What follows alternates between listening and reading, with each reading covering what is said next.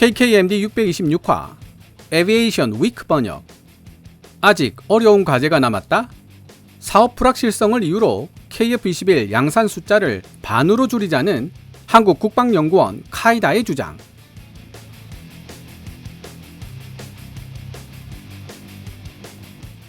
최근 언론을 통해 KF-21 보람의 1차 양산분 40대가 20대로 축소될 수 있다는 이야기가 흘러나오고 있습니다. 영문판 연합뉴스 보도에 따르면 한국국방연구원 카이다가 사업 불확실성을 이유로 내세우며 양산 축소를 주장했다고 하는데요. 카이다가 이야기하고 있는 사업 불확실성의 구체적 내용이 무엇인지 알고 싶어 업계 소식통에게 문의를 했으나 워낙 민감한 사안이기 때문인지 영상을 만드는 지금 이 순간까지도 답변을 받지 못하고 있습니다. 혹시 나중에라도 답변을 받게 된다면 시청자 여러분들과 공유할 수 있도록 노력해 보겠습니다. 한국국방연구원 카이다가 이야기하고 있는 사업 불확실성에 대한 답답한 마음을 감출 수 없던 차에 2023년 10월 25일 세계적인 항공 전문지 에비에이션 위크가 게재한 기사가 눈에 들어왔습니다. KF-21 keeps making progress, but hard tasks await. KF-21은 계속 진보하고 있다. 그러나 어려운 난제들이 기다리고 있다. 라는 제목의 기사를 한참 읽다 보니 카이다가 이야기하고 있는 사업 불확실성에 대한 힌트를 찾았다는 생각이 들었습니다. 먼저 에비에이션 위크의 기사 내용을 시청자 여러분들과 함께 살펴본 후 이야기를 이어나가 보도록 하겠습니다. 기사 원문은 노란색 글자로 표시됩니다.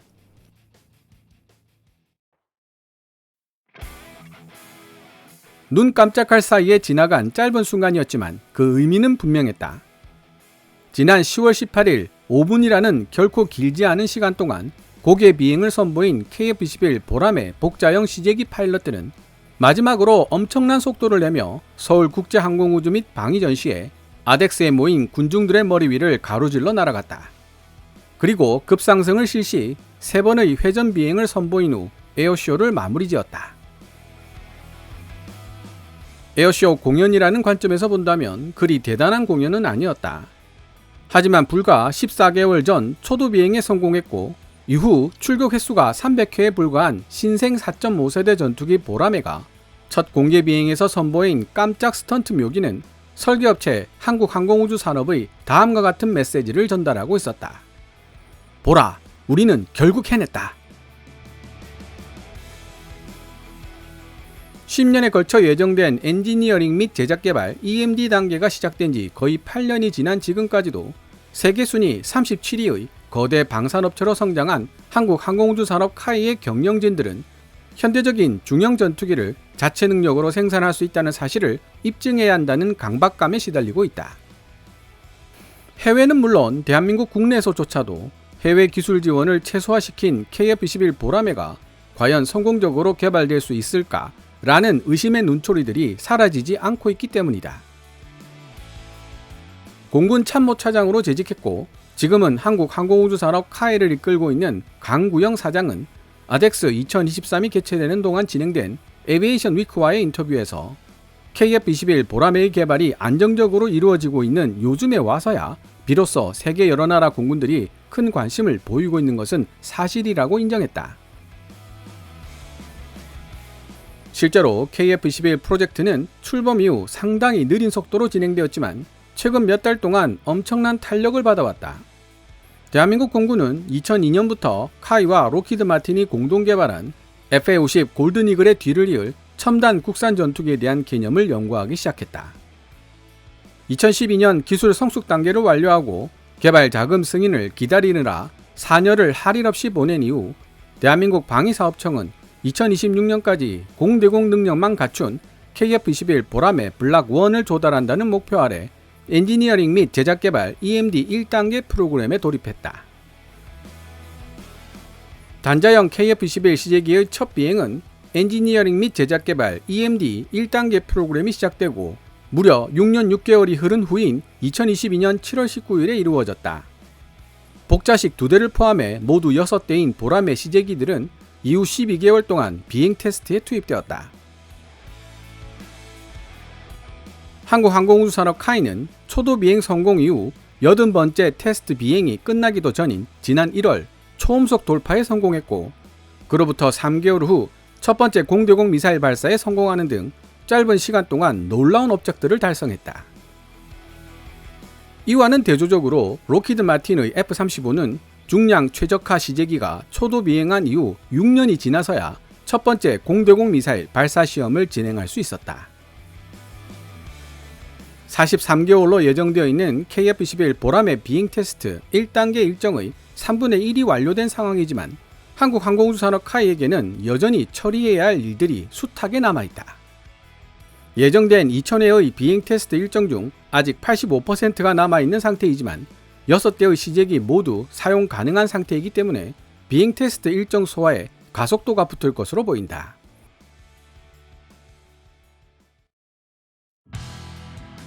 F-22를 참고한 KF-21 보람의 프로그램은 그 덕분에 몇 가지 선천적인 장점을 지니고 있다.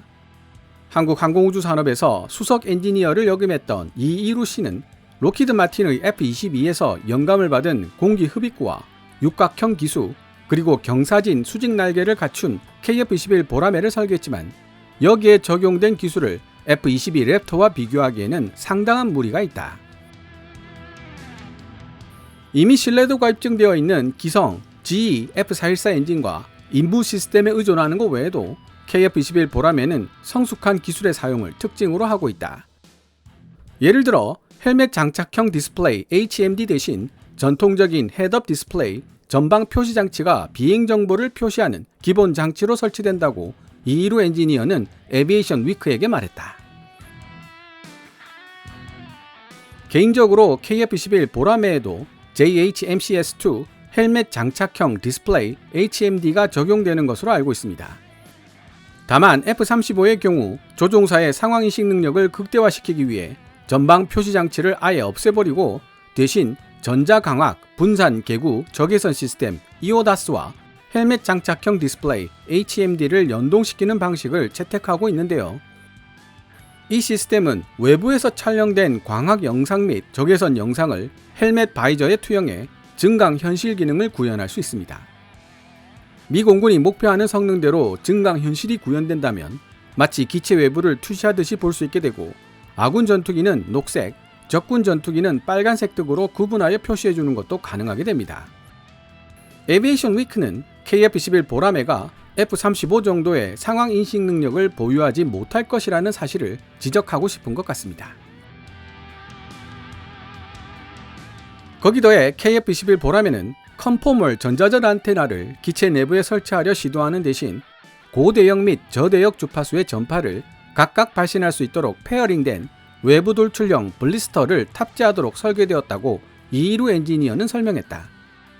그 결과 KF-21 보라매의 공기역학적 성능은 일부 희생되고 말았지만 대신 카이 엔지니어들의 기술적 부담은 줄어들게 되었다.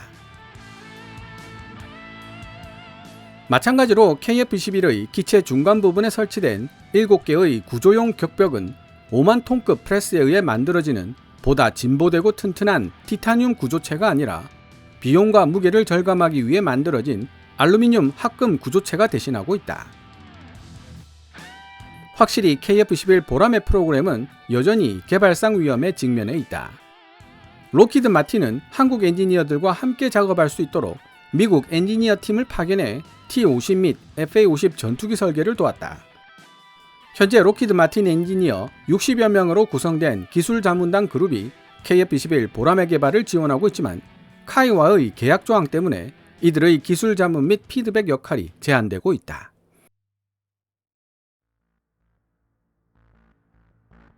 당연한 이야기겠지만 록히드 마틴이 파견한 기술 자문단의 역할과 비중이 커질수록 KF-21 보라매에 대한 카이의 지분은 줄어들 수밖에 없을 것입니다. 일본이 큰 야망을 품고 미쓰비시 F2 개발에 나섰지만 미국과의 공동 개발로 결정이 난 뒤 어떤 결과물을 맞이하게 되었는지를 생각해보면 금방 알 수 있는 일입니다. 결국 일본은 차세대 전투기 개발 파트너로 미국이 아닌 영국을 선택했죠.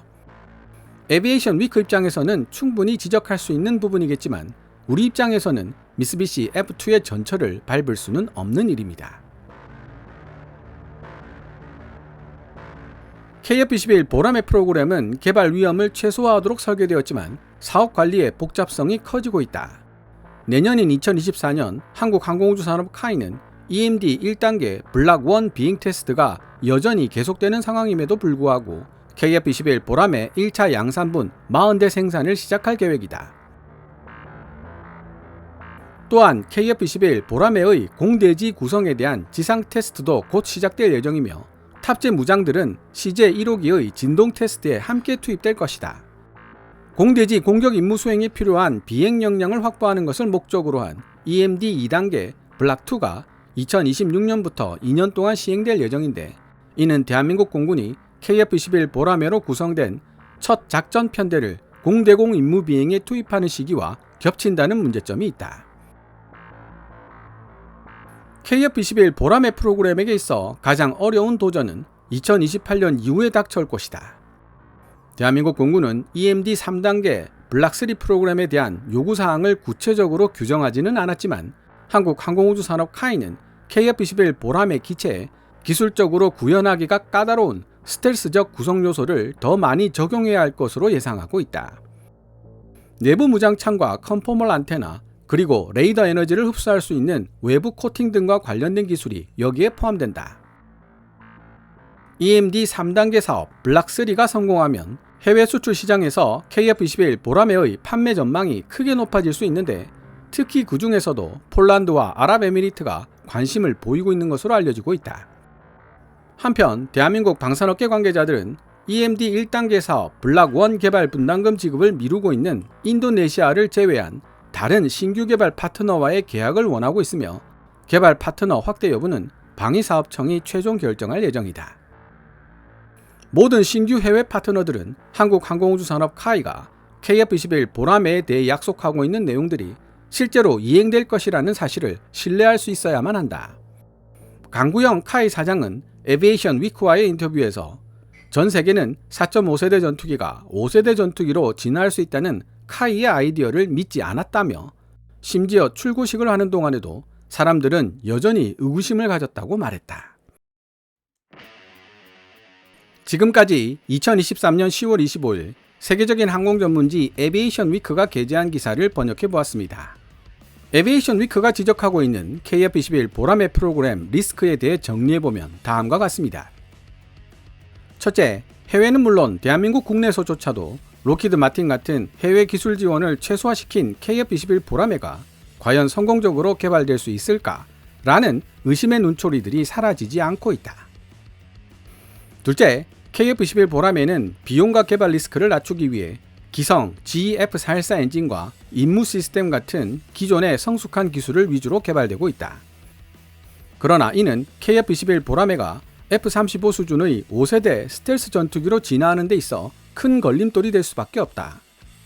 기술 간 격차가 상당히 크기 때문이다. 한국항공우주산업 카이가 해외 기술 지원 없이 자력으로 EMD 3단계, 즉 KF-21 블락 3를 개발할 능력이 있음을 잠재적 해외 파트너 및 구매 희망 국가들에게 입증할 수 있어야 한다. 셋째, KF-21 보라매 프로그램은 개발 위험을 최소화하도록 설계되었지만 사업 관리의 복잡성이 커지고 있다. 2024년부터 EMD 1단계, 즉 블락 1이 양산되기 시작한다면 불과 2년 이후 공대지 임무 수행이 가능한 EMD 2단계, 블락 2 개발이 시작된다는 뜻이다. 다른 말로 설명하면 KF-21 보라매 블락 1으로 구성된 첫 작전 편대를 공대공 임무 비행에 투입하여 실전에서 발생할 수 있는 오류와 결함을 찾아내는 데 주력해도 넉넉하지 않은 시간임에도 불구하고 공대지 공격 능력을 갖춘 블락 2 개발을 거의 동시에 진행한다는 의미이다. 이렇게 양산을 하면서 블락 단위로 개발을 완료하는 방식을 진화적 개발이라고 부르는데 빠른 실전 배치가 가능하다는 장점은 있지만 실전 배치가 완료된 이후 중대한 오류들이 발견되어 수정하거나 업그레이드된 내용을 반영하려면 막대한 추가 비용이 발생한다는 단점이 있습니다. 진화적 개발의 대표적인 사례가 바로 로키드 마틴이 개발한 F-35 라이트닝 II 합동 타격 전투기이며 아직도 EMD 사업이 계속 진행되고 있는 중입니다. 현재 대한민국 공군에 도입된 F-35A는 EMD 3단계 사업, 즉 블락 3 버전이며 언론에서 떠들고 있는 환상적인 5세대 스텔스 전투기로서의 퍼포먼스를 보여줄 수 있는 버전은 블락4부터입니다. 이 말인즉슨 대한민국에 도입된 F-35A도 미국에 다시 보내 엄청난 돈을 주고 업그레이드해야만 제대로 써먹을 수 있다는 뜻입니다. 어디까지나 개인적인 추론에 불과하지만 에비에이션 위크의 주장 논거 중에 한국 국방연구원 카이다가 말하고 있는 사업 불확실성에 가장 근접한 것으로는 세 번째 요소, 즉 사업 관리의 복잡성이 커지고 있다는 부분이 아닐까 추론하고 있습니다. 한국 국방연구원법 제1조는 카이다의 목적이 국방정책 전반을 체계적으로 연구 분석함으로써 합리적인 국방정책을 수립하는 데 이바지하는 데 있다고 선언하고 있습니다. 따라서 군이 소요 제기를 하면 카이다는 이에 대한 연구와 분석을 통해 타당성을 따지는 업무를 담당하게 됩니다. 이는 자연스레 카이다로 하여금 반대를 위한 반대라는 포지션을 취하게 만드는 원인이 되는 것 같습니다. 실제로 KF-16이나 FA-50에 통합할 수 있는 중거리 공대지 순항 미사일, 일명 중공지 개발 사업도 한국국방연구원 카이다의 반대에 부딪혀 보류되고 있는 중입니다. 이에 대한 카이다의 논리는 철용 장공지가 개발되고 있는 상황에서 모든 목표물을 철용 장공지로 타격하면 되지 굳이 돈을 들여 중공지를 개발할 이유가 무엇인지 모르겠다 였다고 합니다. 즉 KF-21 보라매가 개발되고 나면 철용 장공지만 운용하면 되지 굳이 KF-16이나 FA-50에 탑재할 수 있는 중공지를 개발해야 할 필요성은 느끼지 못하겠다는 취지의 발언으로 보입니다. 물론 카이다의 논리에 대해 우리 공군은 삼축 체계가 요구하고 있는 킬체인을 보다 효과적으로 완성하기 위해서는 FA-50을 투발 수단으로 삼는 중공지를 개발해야 할 필요성이 있다고 설득하고 있으며 카이나 LIG 같은 방산업체들도 중거리, 공대지, 공대함 공격 능력을 갖춘 FA-50과 그렇지 못한 FA-50의 해외 수출 경쟁력은 차원이 다르다는 말로 설득하고 있다고 합니다. 여기에서도 알 수 있듯이 한국국방연구원 카이다는 전술 전략적 득실보다는 경제적 이익 여부를 중요시한다는 인상을 지울 수 없습니다. KF-21 보라매 1차 양산분 40대를 20대로 줄이자는 카이다의 주장에는 촉박한 개발 일정을 소화해야 하는 KF-21 보라매를 1차로 40대나 양산했다가 뒤늦게 발생하는 결함으로 손해를 보는 것보다는 일단 20대 정도 생산해서 추이를 지켜본 뒤 결정하는 것이 좋겠다는 논리가 있는 것으로 보입니다. 사실 카이다의 이러한 논리는 상당한 합리성을 가지고 있습니다. 지금까지 새로 개발된 신규 전투기들 중에 오류가 발견되지 않은 기종은 단 하나도 없었으며 시간을 두고 그러한 오류들을 얼마나 잡아냈는가에 따라 전투기의 신뢰도가 결정되기 때문입니다. F-15, F-16이나 프랑스 미라주와 라팔 등이 세계적인 베스트셀러가 될 수 있었던 이유 중에 하나이기도 하고요. 최근 10만 시간 무사고 운용 기록을 달성한 FA-50조차도 개발 초기에는 크고 작은 문제점들을 노출시켰던 경험이 있습니다. 그럼에도 불구하고 개인적으로 KF-21 초도 양산분 40대를 20대로 줄이자는 카이다의 주장에 대해 동의하기 어렵습니다. 우선 경제적인 측면인데요. KF-21 보라매 초도 양산분에 결함이 나타났다고 가정해 보겠습니다. 40대에서 20대로 축소하여 양산했을 경우 나머지 20대에 대한 결함 수정 비용을 아낄 수 있는 것은 맞습니다. 그러나 20대로 축소 양산하는 경우 KF-21 보라매의 대당 가격은 800억대에서 1천억 원에 가까울 정도로 비싸질 것이라고 군사 전문가들은 예상하고 있습니다. 어떻게든 해외 수출을 통해 규모의 경제를 실현해야 하는 KF-21 보라매에게 있어 높아진 대당 가격은 매력을 떨어뜨려 큰 마이너스 요인이 될 수밖에 없습니다. 두 번째는 노후화된 F4, F5 전투기들을 대체할 수 있는 전술기 확보가 시급하다는 점에 있습니다. KF-21 보라매 프로젝트 초기 한국국방연구원 카이다도 연관되어 있는 논란에 휘말리며 예상보다 시간을 끄는 바람에 공군 전력 구조에 공백이 생기고 말았습니다. 사고의 위험성이 높은 구형 기체들을 억지로 끌고 가고 있는 공군 입장에서는 조금이라도 빨리 KF-21 보라매들을 조달할 수 있게 되기를 희망할 수밖에 없습니다. 에비에이션 위크 기사를 읽으면서 느끼셨을지 모르지만 4.5세대 전투기로서의 KF-21 보라매에 대해서는 상당히 긍정적으로 기술하고 있습니다. 한국항공우주산업 카이는 초도 비행 성공 이후 80번째 테스트 비행이 끝나기도 전인 지난 1월 초음속 돌파에 성공했고, 그로부터 3개월 후 첫 번째 공대공 미사일 발사에 성공하는 등 짧은 시간 동안 놀라운 업적들을 달성했다는 표현에서 알 수 있고, 이미 신뢰도가 입증되어 있는 GE-F414 엔진과 임무 시스템에 의존하는 것 외에도 KF-21 보람에는 성숙한 기술의 사용을 특징으로 하고 있다는 표현에서도 알 수 있는 내용입니다. 다만 에비에이션 위크는 KF-21 보라매가 본격적인 5세대 스텔스 전투기로 진화할 수 있는가에 대한 리스크와 공대지 공대함 구성인 블락2 개발이 블락1이 끝나는 시점과 거의 겹쳐서 진행되는 바람에 사업 관리가 복잡해질 수 있다는 리스크를 지적하고 있을 뿐입니다. 그렇다면 이 두 가지 리스크에서 모두 벗어나 있는 KF-21 보라매 블락1 초도 양산분을 굳이 40대에서 20대로 줄여야 할 이유가 무엇인지 더욱 이해하기 어렵습니다. 더구나 FA-54에서도 입증되고 있듯이 KF-21 보라매는 결함이 발견되는 경우 세상 그 어느 업체보다도 신속하고 정확하게 해결해 줄 수 있는 한국항공우주산업이라는 국내 업체를 보유하고 있다는 장점이 있습니다. 다시 한번 강조하고 싶지만 리스크 없는 신규 전투기 개발 프로젝트는 존재할 수가 없습니다. 그 리스크를 얼마나 빠르고 정확하게 관리할 수 있는지가 관건일 뿐입니다. 지금까지의 모습으로 봤을 때 저는 카이를 믿어보는 편에 걸겠습니다.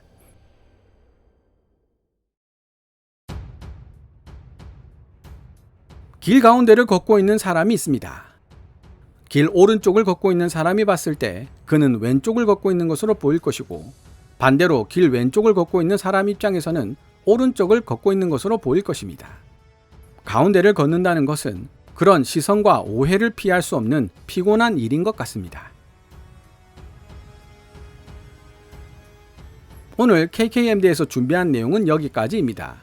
시청자 여러분들의 좋아요와 구독 그리고 광고 시청은 KKMD의 미래를 위한 양식이 됩니다. 후원 멤버 및 슈퍼땡스로 후원해주시는 고마운 분들의 댓글은 항상 감사한 마음으로 챙겨 읽고 있습니다. 방송되었던 내용들은 KKMD 공식 블로그에서도 만나보실 수 있으니 구글이나 네이버 검색창에서 KKMD를 검색해 보시기 바랍니다. 지금까지 시청해 주셔서 감사합니다. Kevin's Military Channel KKMD